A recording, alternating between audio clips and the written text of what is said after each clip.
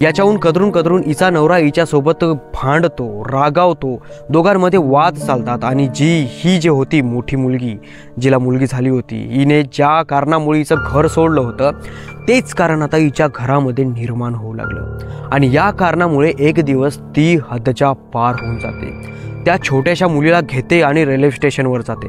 Railway स्टेशनवर गेल्याच्या नंतर त्या मुलीला रेल्वे पटरीवर सोडून देते, हातामध्ये कुऱ्हाडी घेऊन, जसं की ती तिच्या मुलीला जीव मारण्याचा प्रयत्न करते। कम्प्लीटली मारण्याचा प्रयत्नच करते। ती फक्त वाट बघू लागली रेल्वे तिकून येईल आणि त्या छोट्याशा जीवाचा चुरबुरा करून जाईल। पण त्या छोट्याशा मुलीचं नशीब तिथल्या आसपासच्या रेल्वे स्टेशनवर असलेल्या माणसांनी त्या मुलीकडे बघितलं।